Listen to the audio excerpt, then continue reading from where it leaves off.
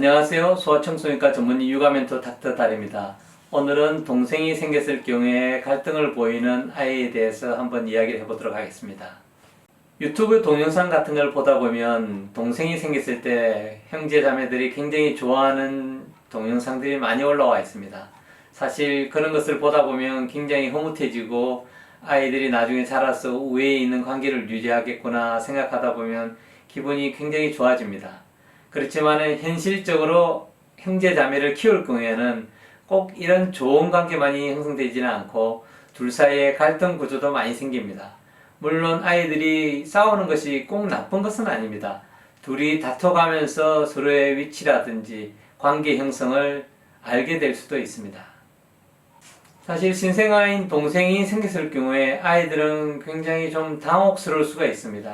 물론 태어나기 전부터 엄마가 뱃속에 있는 아기를 우리 동생이 뱃속에 써 있어 그리고 좀 이따 태어날 거야 이런 식으로 이야기해주면 아이들이 좀 더 익숙해질 수는 있지만은 아이들에게는 동생이 생겨난다는 것 자체가 굉장히 큰 충격일 수도 있습니다. 왜냐하면 집안에서 세 사람이 살고 있을 때 아이가 사실 굉장히 관심을 많이 받는 대상이고 이 아이의 입장에서 본다 그러면 자기는 왕자이고 공주입니다. 그런데 어느 날 갑자기 웬 이상한 아이가 나타난 것입니다. 그리고 자기에게 쏟아지는 관심이 그 아이에게만 관심이 가면 자기는 관심을 못 받는다는 상대적인 박탈감을 느끼게 됩니다. 외래에서 흔히 이런 관계에 대해서 설명을 해주는 것 중에 하나가 왕자와 시중 이야기입니다. 집안에서 아이들은 첫째일 경우에 보통 왕자님이나 공주님입니다. 그런데 둘째가 생기면서 관심의 대상에서 벗어나다 보면 아이들은 자기가 왕자나 공주가 아니라 시종의 위치로 격화되었다고 느끼게 됩니다. 부모님의 입장에서 본다면 동생이 생겼기 때문에 첫째 아이가 둘째를 잘 보살펴주면 좋을 거라고 생각되지만은 둘째 아이의 입장에서 본다면 굉장히 당혹스러운 상태라고 볼 수 있습니다.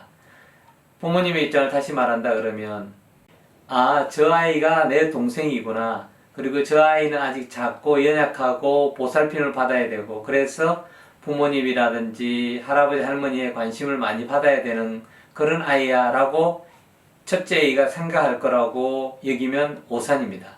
이 첫째 아이의 입장에서는 둘째 아이가 그냥 난데없이 나타난 아기입니다. 그리고 자기의 관심을 빼앗아간 아기입니다. 그렇기 때문에 첫째 아이의 입장에서는 저 아이에 대한 미움이라든지 질투가 생길 수가 있습니다. 그래서 첫째 아이의 입장에서는 아이를 밟거나 꼬집는 행동이 나타날 수가 있습니다. 그러면 부모님에 대해서는 어떻게 반응하게 될까요?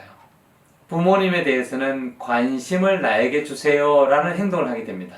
아이들이 관심을 받는 행동을 하려면 제일 중요한 것은 첫째 아이가 조그만 아이가 되면 됩니다. 신생아가 되면 되는 거죠. 그런데 현실적으로 신체를 줄일 수는 없기 때문에 아이들이 행동을 신생아처럼 어린아이처럼 행동을 바꾸게 됩니다. 그래서 말투도 어린아이 말투를 하게 되고 자기도 우유라든지 분유를 먹겠다고 이야기한다거나 대소변을 가리던 애가 대소변을 가리지 않고 또는 그전에는 손가락을 빨지 않던 애들이 손가락을 빠는 것과 같은 퇴행 행동을 보이게 됩니다.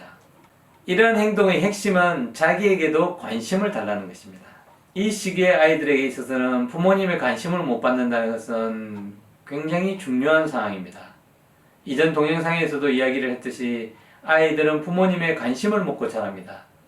사실 텔레비전에서 새 쌍둥이 이야기를 다룬 경우가 있었는데 이 새 쌍둥이 이야기의 중요한 점은 아이를 키우는 게 굉장히 힘들다. 그런데 새 쌍둥이가 나왔으니까 할아버지, 할머니, 고모, 이모까지 와서 이 아이를 돌본다라는 게 사실 주제였지만은 거기서 조금 더 중요한 사실이 나왔습니다. 뭐냐면 이 새 쌍둥이 바로 위에 첫째 아기가 있습니다. 여자아이였습니다. 이 여자아이가 한 4살쯤 됐었는데 이 아이가 가출을 해버린 것입니다. 왜 가출을 했냐 하면 부모님이라든지 고모, 이모, 할머니, 할아버지가 전부 새 쌍둥이에만 달려있으니까 자기는 소외받는다는 느낌을 받는 것입니다. 그래서 아이가 가출을 해버린 것입니다.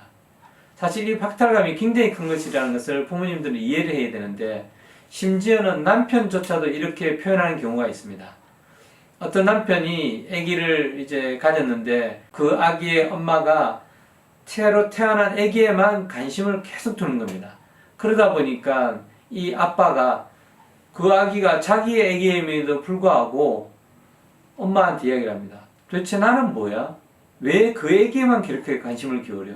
그러니까 의식이 있는 성인조차도 이런 마음을 가지는데 더구나 자기 자식인데도 아이들은 얼마나 심한 박탈감을 느끼겠습니까? 그거를 이해를 해 주셔야 되는 겁니다. 그러면 아이들이 이러한 행동을 보일 때 부모님은 어떻게 해야 될까요? 형이라든지 누나가 와서 아이를 꼬집는다든지 때린다든지 아이를 밟는 행동을 보이면 아이를 꾸중하거나 혼내기보다는 아이에게 다정하게 이야기해 주는 게 좋습니다. 항상 지속적이고 일관성 있게 우리가 엄마 아빠로서 너를 돌봐주고 너가 우리의 가족이기 때문에 소중한 존재야. 그리고 여기 있는 이 아기는 우리의 가족이고 너의 동생이야. 그리고 이 아기는 아직은 어리기 때문에 우리가 함께 돌봐줘야 되는 애기야 라는 것을 아이에게 인식을 시켜줘야 됩니다. 또 다른 방법으로는 아이들에게 동생을 돌볼 때 같이 참여를 시키는 것입니다. 그러니까 아이가 옷을 갈아입는다 그러면 같이 옷을 갈아입는다든지 아니면 수유를 하게 된다 그러면 부모님이 수유를 하더라도 아이가 수유병을 좀 잡아본다든지 아기를 좀 안아본다든지 하는 행동을 하면서 그 동생을 돌보는 행동에 참여를 하게 되면 아이들은 이 동생에 대한 질투보다는 가족 구성으로 받아들일 가능성이 좀 더 높아집니다. 마지막으로 부모님들이 아이들의 마음을 이해를 해줘야 됩니다. 너가 동생이 생겨서 관심을 많이 받지 못해가지고 마음이 속상하구나. 엄마 아빠도 그런 걸 알기 때문에 좀 더 노력을 하고 있어 라고 솔직하게 이야기를 해준다면 아이들이 동생에 대해서 느끼는 질투심은 줄어들게 됩니다. 보통 부모님들은 형제가 생겼을 때 형제 자매가 계속 잘 자라고 우애가 있는 사람으로 갈 것으로 생각되지만은 실제로는 항상 그렇지는 않습니다. 어렸을 때 사이가 좋았던 아이들은 자라서도 좋은 관계를 유지하게 되고 어렸을 때 사이가 나빴거나 많이 다퉜던 아이들 같은 경우는 자라서 둘 사이의 관계가 소원해지는 경우가 많습니다. 오늘은 동생이 생겼을 때 아이들이 느끼는 질투심과 그것을 어떻게 다룰 것인가에 대해서 한번 알아보았습니다. 오늘 시청하신 동영상이 유익하셨다면 구독과 좋아요, 알람 설정 부탁드립니다. 감사합니다.